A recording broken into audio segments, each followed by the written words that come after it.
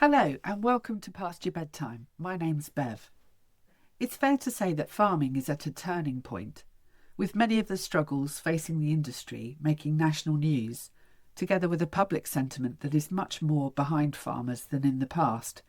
Thousands of words have been written and spoken about the challenges being faced. This podcast has always been about learning, primarily for my own benefit, through conversations with farmers and others connected to agriculture and rural life, but also shared for anyone with a similar curiosity. My focus has been on the realities, without getting too deep in the weeds on the political and economic backdrop. But as with many things, farming doesn't exist in a bubble, and an understanding of the challenges and the opportunities that exist for the industry can't be overlooked. Each January, the Oxford Farming Conference brings together farmers, experts, policymakers and academics to put the industry under the microscope and discuss these very topics, debating, reviewing and proposing new ways to ensure the survival of farming for future generations. My guest today authored and led this year's OFC report, presenting it under the title UK Farming, Grasping the Opportunities. I'm indebted to Dr. Louise Manning for sharing her time with me, breaking down not only the findings, but also in giving an object lesson in how to go about assimilating her research data and creating an accessible report for its diverse audience. I recommend watching her presentation of the paper to the OFC as a companion to this podcast, and I'll pop the link in the show notes. After our recording, I went back and re-watched the video because, as she points out, we all take in information in different ways. I'm now reflecting on how I managed to secure over an hour with a leading voice in the farming community, little old me. And as if that wasn't enough, she's also one of the nicest people I've come to know. In fact, I'm also learning that agriculture is full of such generous people, willing to help, explain, encourage, and support you through whatever it is you're looking to achieve. So, no matter what your level of knowledge or connection is with farming, I hope you'll also find our conversation useful. It's really great to be on your podcast today. And I'm really looking forward to our chat because we've met each other online, but we only really met face to face this week. So I'm really excited for us to have a conversation, to go beyond our messaging and emailing. So thank you for inviting me. No, thank you, Louise. It's great to see you. And the first question you asked me before we started the podcast was, why has my name been out and about so much over the last 3 months? And one of the reasons for that is I was asked this time last year, so March 2025, if I would be happy to research and write the next Oxford Farming Conference report. So the Oxford Farming Conference in January each year, not every year, but at certain times, they will find someone who will undertake to write a report about a given topic. And I'm very grateful to the Frank Parkinson Agricultural Trust for sponsoring my time in writing the report. When we first got together, it's very easy, not only with agriculture and food, but everything, to just focus on the problems. And I could have written a report like hundreds of other reports that are out there about food and farming that just say, these are all the problems and we've got to address them. And I went on to ChatGPT and I said to ChatGPT, what are all the problems in UK agriculture? And it told me everything that you would probably put in a report. So I thought, can't write a report on that. So because it's already knowledge, it's already out there. What can we do that's really different and hopefully interesting? We looked at farming businesses within the UK, and many of them are family farming businesses. So there was a focus on family farming, especially given the shock that they'd had around inheritance tax, which over the time of the report ebbed and flowed as to exactly what it would be. And many family businesses, not just farming, but more widely, still aren't quite sure what the impacts are going to be of the change in taxation. How do businesses gear themselves? And given the theme of the conference was also resilience, how do they gear themselves that when an opportunity comes along, they're in a position where they can take advantage of those opportunities. Because in our economy, at all different levels, opportunities come along. And sometimes, sadly, you have to say, oh, that's not working for me right now. I've just taken on doing different things, or I haven't got the assets, or my cash flow is a really big problem. Yeah. So I spoke to 25 people from across the world, asking them, what does a good future for UK agriculture look like? And how do we get there?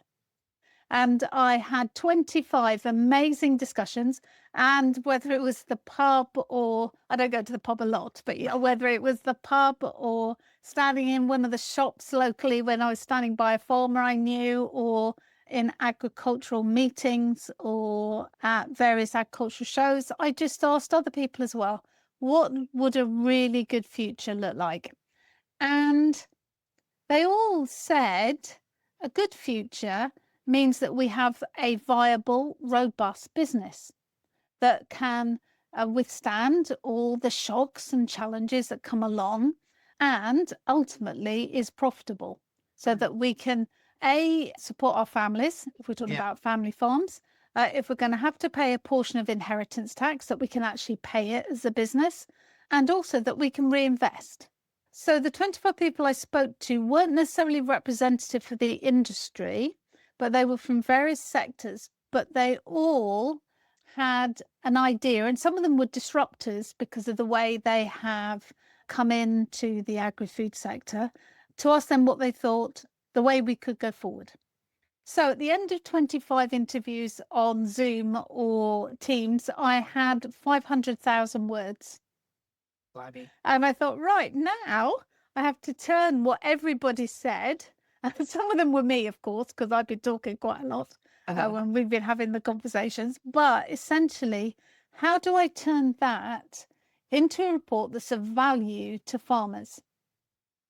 And how can we develop the report? So yes, it stands alone as a piece of work, but also businesses across the agri-food supply chain can dip in and out, and it's accessible for people who learn in a whole range of different ways. Yeah. And one of my favourite books is written by Temple Grandin and Karen Duffy.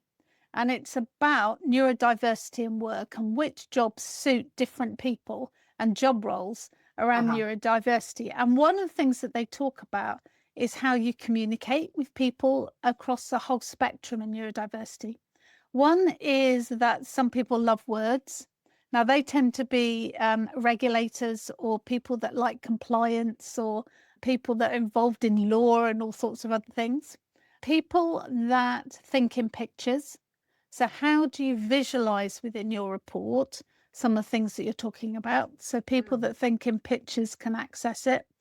And also some people love numbers. Other people really don't, but some people love numbers. So as you're putting this report together, how can you make sure that it's accessible for lots of different people? So that was my other challenge I set myself. So I sat down and said, right, what are the key themes that come out? And one of the really big themes that came out for all businesses where you own them, and anyone who's self-employed will recognize this, is very often your identity and the business's identity cannot be separated.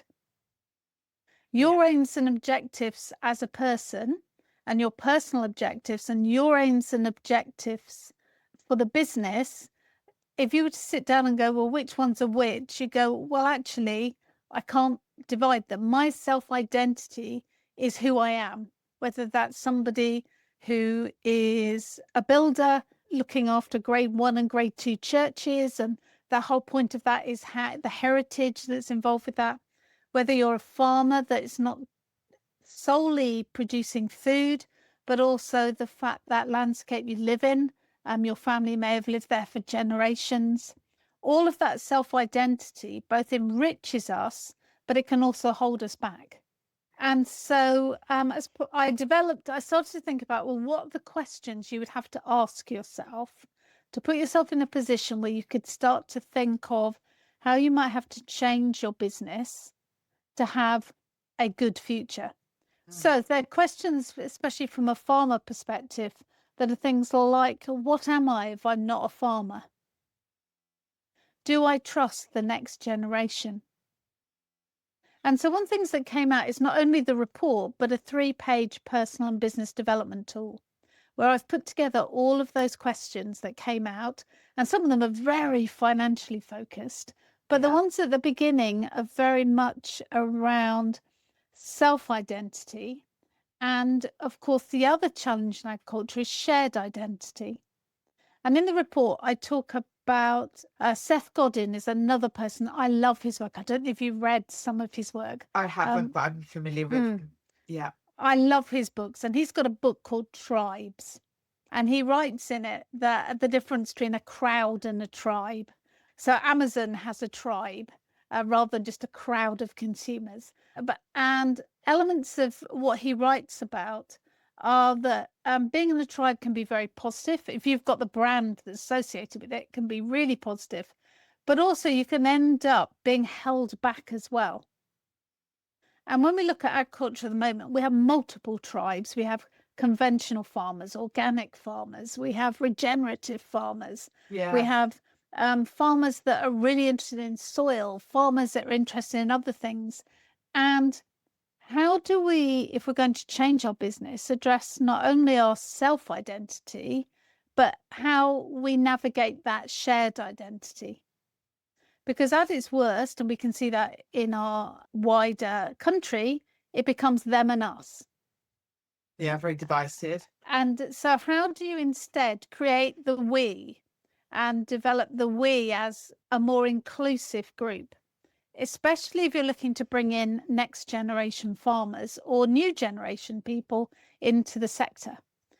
So those are very much the first 2 parts of the report, and also the tool, getting people to think about, why am I a farmer? Is it because generationally I've ended up in this role? Is it because I really want to do it? Is it that I have some really important ambition? I want to produce cows that are a certain breed, and I'm going to really invest in my breeding program to have cows that produce this kind of milk. Or, well, actually, I want to have a vending machine on my farm. So I'm going to change what I do on my farm because I want to go direct to the consumer. So then, as a result of thinking about all those things, you then start to think about, well, what is the value proposition, or internally in my family business and externally? Now, anyone who's worked in any businesses that are corporate will understand the concept of value proposition. Yeah. So how did you get that across to farmers? So on Tuesday night, when I was talking to farmers about this very topic, my question to them was, why would your children spend their whole lives in this business? What's the value proposition to them of coming into your business? What's the value proposition of people that are coming to work for you? Why would they work for you as a business? What are they going to get out of it? And we could spend the rest of the time just talking about that. So that internal value proposition. And a lot of that is around the purpose of the business. Why are we in business? And that would change from farming business to farming business, but very much at the family level. We're in business because we believe we're custodians of the land, and we are determined, and the whole of who we are is embedded and rooted in this particular land we live in. Yeah. Which can be quite hard to understand in a nation where, since the Industrial Revolution, many communities are no longer in that position. Yeah. It can be the aspect of we've got we farm in a particular way that's really important to us. But what is that value proposition that will allow people to come into your business, will make people really committed to that business? Because it can't just be they're your children. And then the next aspect is, what is your external value proposition? So when you think of your customers, what do they expect from you? And if we look at one end of the chain, so we think of the McDonald's drive-through, or we think of the Tesco shelf, they are very, very clear on what their customers want and what they're prepared to pay for it. As you move further back up the supply chain, either geographically or in our heads and our thinking, you can be quite detached from what that value proposition is. So you can either produce a product and then find you haven't got a market for it, and or you produce a product and it is of very high quality, but the market's not prepared to pay for that quality. So what you end up doing then, as we see in many businesses, is you have a product that's too expensive. So you're not going to make the profit because whoever you're selling it to is only prepared to pay a certain amount for it. And so over delivery for any family business is a really big problem if the costs get too high. It's a really big risk. And so could you apply that thinking to like the dairy farmers, for example? They had the price set for them through Arla or whoever, so they can't change what the customer proposition is really. They are producing a commodity product. How does that relate to value proposition? You've got to know what your customer wants, and if you're supplying Arla or Muller with milk, they will give you a specification for that bulk milk when it leaves you. You've then got to really look at how much does it cost me to produce to that specification. Yeah. And be very clear if your costs are too high, you are struggling, it's costing you a lot of money in terms of replacing your herd. There's a driver in the wider market to be much bigger, and because of your size, you haven't got economy of scale. You've got to think about all of those different things. And whilst that thinking's been embedded in universities where people are doing operations management or supply chain management, agribusiness, for many of the people operating farms, that is all new language to them. They probably thought about it, but it's all completely new language. If you are producing your lambs for market or you're producing them for an abattoir, and they've given you a specification, if you don't deliver to that specification, they will start deducting money, either because the lambs are too fat or they haven't got the right conformation. So we've got to be really focused on what our target market is and how we can deliver. The challenge is that what the market wants is constantly evolving. So it's not just about the product now, it's about how the animal's lived its life. What has it got around it? It's about how are you managing nature in your fields where you've got your sheep or cattle. It's about what is your carbon footprint. And for many farmers, that is just all coming at them all the time. And they're seeing a constant increase and ratcheting up in those standards they're being expected to deliver to. And much of the cost is very much at farm level of delivering, and the risk as well.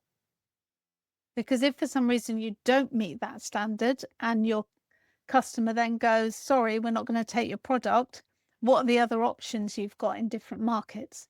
So farmers will often call themselves price takers rather than price makers. There are some niche farms where they are probably selling the product in their shop. Earlier today, I've just been to our local farmer shop, which is actually in the town. It's not on the farm. And they've got their farm's beef in there, all labelled. So everyone that goes in there knows exactly where it's come from. And there's a premium associated with that. But not all farmers can be in that place. No. But it's still important that we think about the channels through which we're marketing and what their requirements are and how we deliver to them. What we're actually seeing at the moment, if you take something like sheep, is that UK lambs are going for a considerable price, and much more so than the New Zealand lamb that's coming in.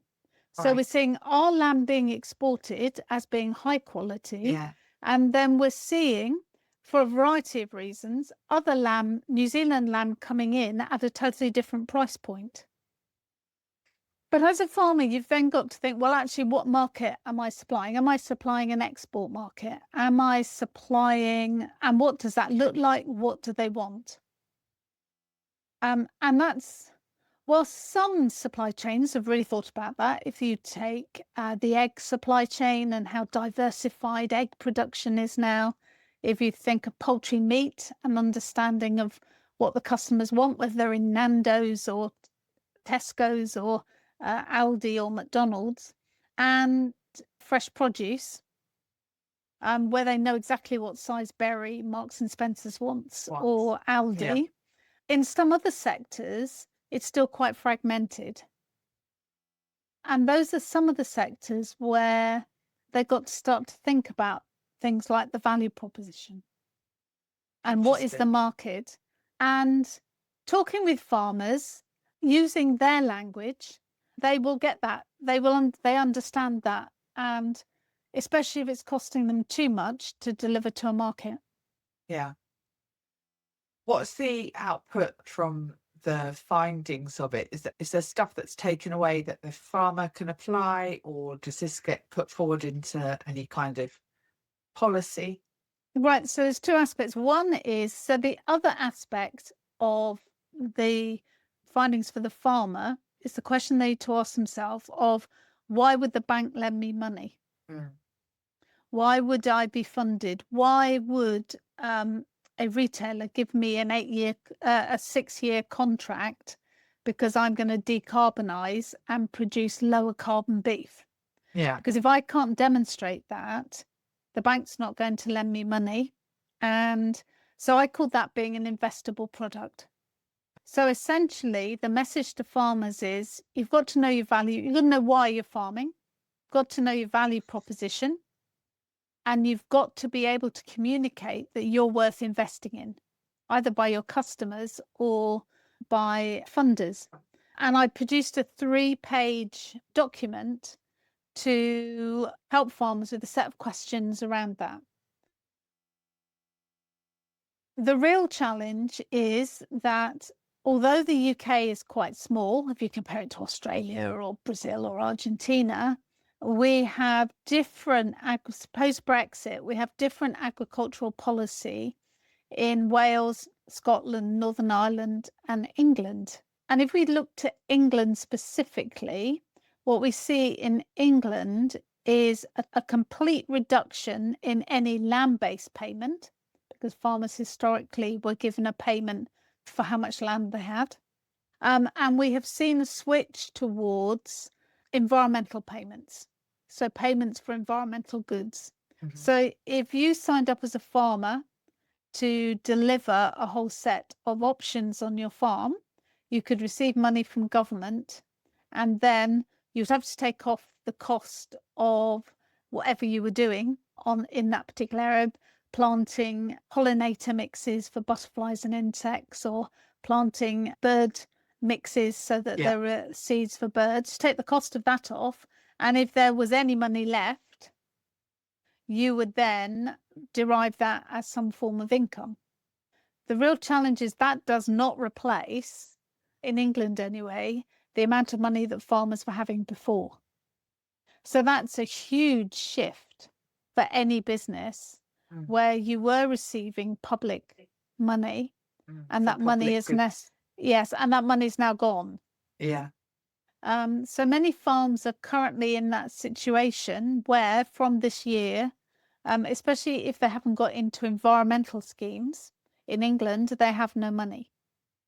The system is different in the other 3 countries, but in England, we see quite a stark change. So that means that looking at so I asked the farmers to ask themselves 4 questions. What do I want to achieve? What am I going to keep doing? What am I going to stop doing? What can I do instead? And start, even before you even get to 3 pages of questions, just ask yourself those 4 questions. Yeah. What is it on my farm that's contributing? what is it on my farm that is losing money? And as a result, how am I going to have to adapt my farm? Now, there are a whole series of challenges sit around that, because it's quite hard to suddenly adapt your farm to do something completely different, and you may not have a market for those alternative products. Farmers are going to have to, and there's a whole range of other uses of land that the government is now proposing, whether that's new house building, solar, wind farms, trees for carbon and net zero, re-wetting of peatland to make it a carbon sink, etc., managing water more effectively, providing water resources for all these towns and cities and data centres that are going to be built. And that's potentially where the opportunity comes from. Now, the opportunity may or may not be in producing food, but going back to that mindset, you've got to have an open mindset to say, here's an opportunity. Does it add value? What am I, if I do this instead, what am I going to stop doing? And how do I feel about that as a business? Or indeed, the next generation may have lots of ideas about what they want to do.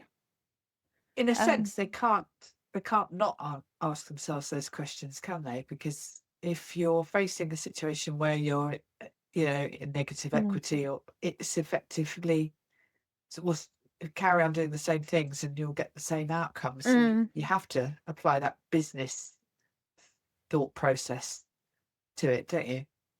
You do, and we can talk about more widely all the small businesses that are faced with challenges now, because we see both a cost of living crisis and a cost of taxation crisis, which are coming together for whether you're a pub, whether you're a farm, for all these businesses at the same time. Yeah. In England, one of the really big challenges, if we look at our country, that shapes all of what we're talking about, is the government debt to GDP ratio. So if you look at the size of our economy versus the amount of borrowing our government has, and the amount of borrowing our government has sits at about 100, if you use IMF figures, about 102%, which is a very, very difficult financial position to be in, as our government's often telling us. But if you were to look at spare money for farmers, you can make a calculated guess that there isn't going to be much money for farmers. So farmers have got to really focus on making their businesses robust and stand on their own 2 feet. So as you've said, business as usual is not an option. Now, the government can support in many different ways, or enable, I think enable is probably a better word, and enable small businesses. And we see in agriculture a whole range of productivity grants. But around the world, there are a whole range of other ways in which businesses are supported. Lower interest loans, for example, which are underwritten by the government. But most of all, the government has to have a clear strategy of what it wants to do, because a farmer will not have confidence to invest. Yeah. Because in reality, the farmers that are looking at this now, a family farm that's probably worth, I don't know, £5 or £6 million, the farm itself, the business. If you want to go into some of these new activities, you're going to have to borrow £1 million. Yeah, at least equipment or new systems or new robotic milking parlour or new slurry pit. Yeah. Yeah. It's big money. And when I'm laughing because when my husband and I were 26, the numbers didn't look quite as big as they do when you're slightly older, because you just go, well, you've got a bit more risk appetite, I think, when you're younger. But in order for businesses to make this level of investment, they need to have confidence there is a future. There needs to be a clear strategy from government around food production in the UK. And if there are other uses for land, what the opportunities are for farmers, whether that's associated with nature, carbon, or whatever. And at the moment, That is it. That isn't clear to farmers exactly what that looks like.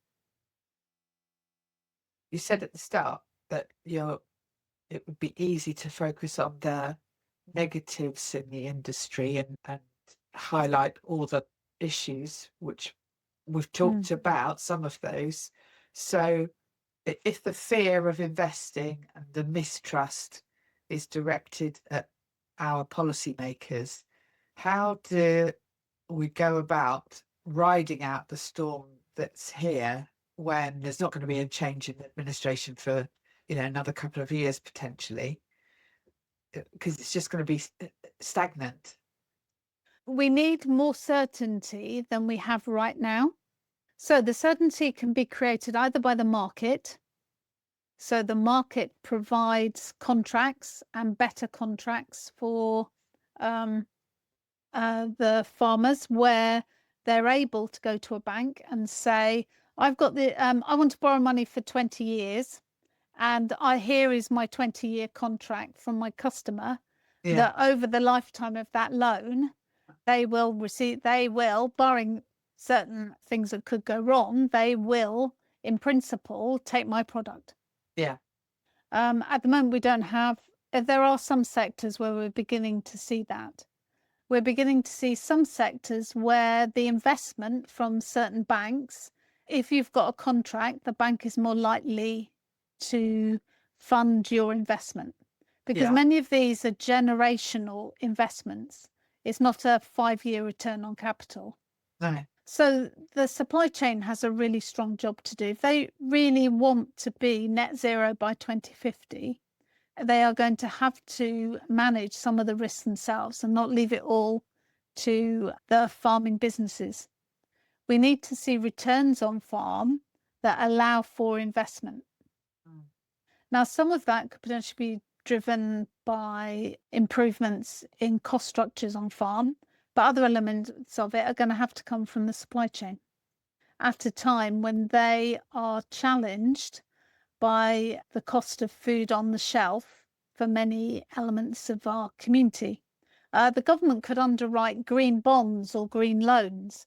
So if you were going to undertake something on your farm that improved nature, can we start some of the green funds to do that?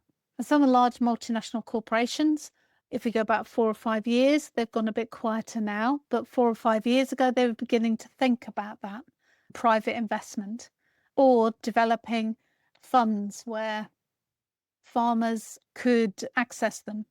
The Minette Batter's undertaken a profitability review.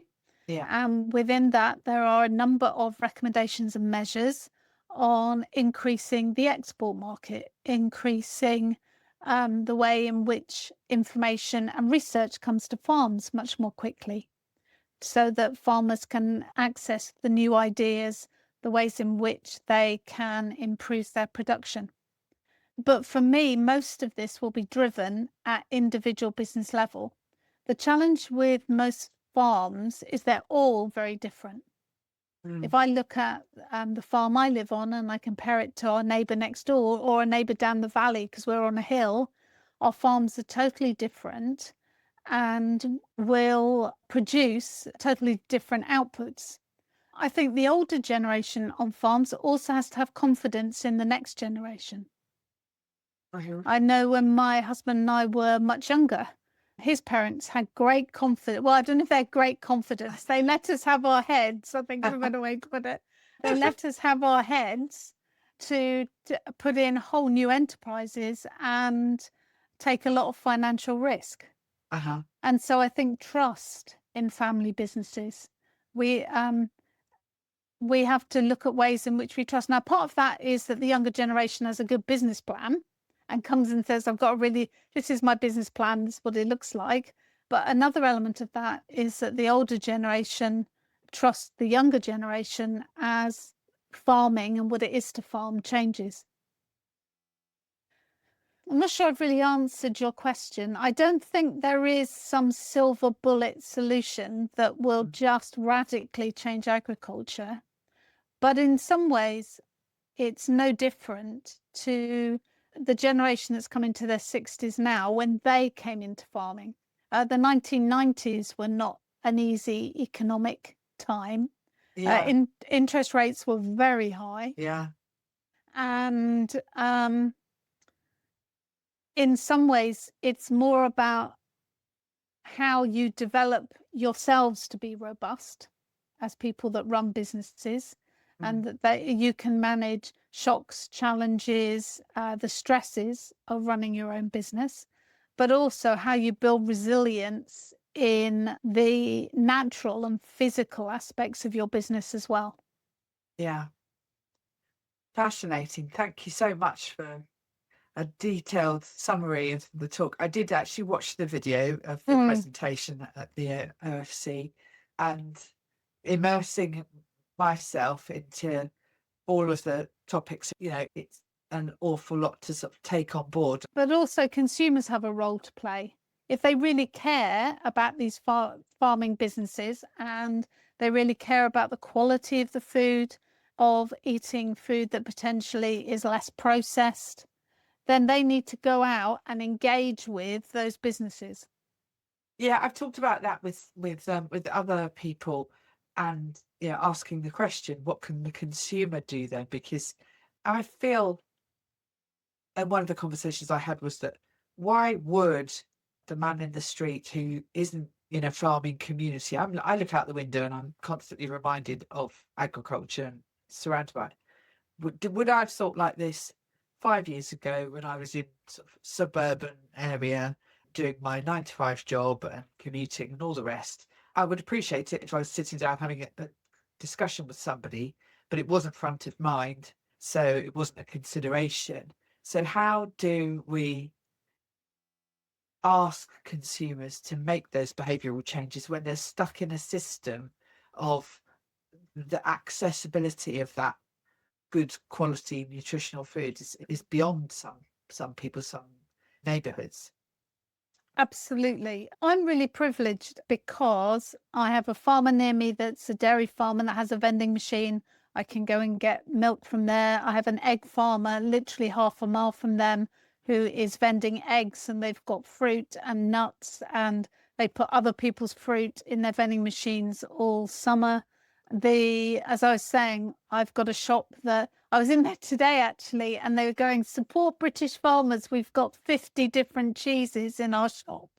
Wow. I was talking to a young farmer the other day, and I said, now they obviously eat a lot of McDonald's when they go through. I said, right, when you go through the McDonald's drive-through, on average, how much do you spend when you're going through? And they went, well, between about £9 and £15 a person. Wow. Well, if you look at a McDonald's meal actually now, a McDonald's meal now is what? I don't eat super meals, but they're about £8 a go now, aren't they? Well, actually, if you were to walk into some of these stores, you could get an awful lot of food for £8 in these stores, especially if there was high levels of fruit and vegetables. Yeah. So I think for those people that are mobile, there's an opportunity to vote with your feet. Yeah. And and I'm still relatively lucky that we have a greengrocer in our little town. We don't have a large supermarket, but we've got a greengrocer, a butcher, a baker, and there's a queue every Saturday outside the bakers. We have access to all of that food.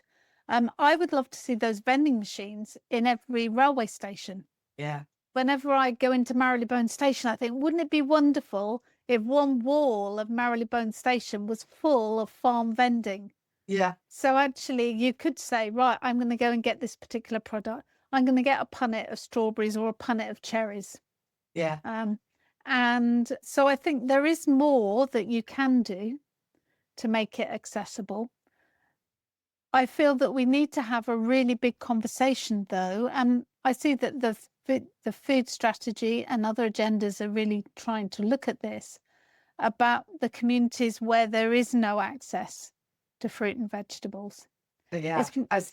One of those spokespeople said, is it where I live, I can get access to blueberry vapes and cherry Coke, but I can't buy blueberries or cherries. No. I thought that was just the perfect illustration of the challenge. And a lot of that is down to market dynamics. But I'd love to see the Healthy Start vouchers that the government have being extended to a whole range of fruit and vegetables. And you could, through something like the Healthy Start vouchers, really develop access for people on very low incomes to a whole range of foods that otherwise they wouldn't be able to access. But there are some farming communities where they are taking food into communities, but they're very much personal projects rather than so that they'll have a pop-up shop at a school on a Friday where they're giving away fruit and vegetables to the children. Yeah. But I think it needs to be something that's far more concrete than that, because it's got to be scalable. But that is an example of where it can create opportunities. But it may be so that one of my students was looking at community eating. And if you look in many other areas of the world, there's much more community eating. You're saying someone working late, and there are some community projects where you pay what you can afford for the meal. Yeah. And you sit together and you eat. There's no reason why we couldn't have more community restaurants. Yeah. Where the food is actually so you just go in and buy the soup. I love vegetable soup. Do I always have time to make it from scratch? No, I don't. But if I was in London and there was an opportunity to access that food, I would probably purchase it before I got on the train. Yeah. Yeah. Simple when you think of it like that. And it is, when you said right at the start, your conversations you had with 25 people around the world, did I catch you say? Yeah. Learning from how other cultures view food, what they will accept and what they won't accept. I can't remember if it was you and I that were talking about it the other day, but that whole experience in the Mediterranean seems to be vastly different. And in an urban setting like Rome versus London, but you still got far more accessibility to fresh produce in the centre of the city. But a lot of that comes down to what we value and also how our houses are designed. I mean, I'm lucky that I've got a kitchen where I can cook from scratch. For many people in many communities, they don't have that. We're even building apartments in London now with no kitchen. There's all the restaurants underneath, but there is no kitchen. So if you weren't purchasing ready-to-eat food, apart from a microwave, what would you be able to do? One of the things I was really hoping would come out from COVID would be a mapping of all the food, all the places where we could produce community food. So that in the event that we said, right, we want to really accelerate access to nutritious, affordable food, we could scale up all the kitchens in universities, in rural areas, in village halls, in churches, and then we could say, right, we have the capacity to provide food for people who can't afford to warm their houses, or who are at a stage in their lives where they forget to cook. And sadly, although some of that was done, I was at a university at the time who pivoted their kitchens and produced 11,000 meals during the start of lockdown for people on low incomes where their children would have had school dinners. And those hot meals were delivered straight to their homes under a scheme. So it's possible. Yeah. And that's why but in the report, I defined the doom and gloom mindset, the drawbridge mindset where you go, gosh, it's just too big for me. I can't cope with it. And I really don't want to think about it. And then the opportunity driven mindset. And I think some of the things we've talked about in the last 5-10 minutes, and when we look at solutions for farmers, we are highly inventive as a species. Humans are highly inventive. and entrepreneurial. Yeah. And sometimes in family businesses, you see other generations being entrepreneurial, and it gives you confidence to be entrepreneurial yourself. And that entrepreneurial spirit drives economies. And whilst we have some very large businesses in the UK, still much of our economy is driven by small business. And how we enable all small businesses and farming businesses too, I think is really important. I am so thankful to Louise for her time with me. As you could probably tell, I was a bit off my game that day, but she eloquently took the floor and covered a lot of ground, so I'm really grateful to her. We ran out of time to talk about another area of her expertise, that of food safety and food fraud. We'll undoubtedly find some time to cover that another day. Well, I hope you remember to put your clocks forward today. As we dive into British summertime, he is hoping the weather is a bit kinder to everyone working on the land this year.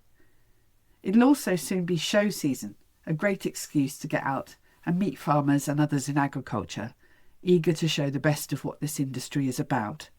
I'll be taking my microphone out and about to capture some of their stories. As I often say, if you've enjoyed the podcast, please like, share, or even better, subscribe. It really does help others to find the show. If you'd like me to cover any specific subjects or know someone you think I should talk to, leave a comment or drop me a line at info@pasture-bedtime.co.uk. For now though, if it is past your bedtime, perhaps it's time to turn in. Until next time.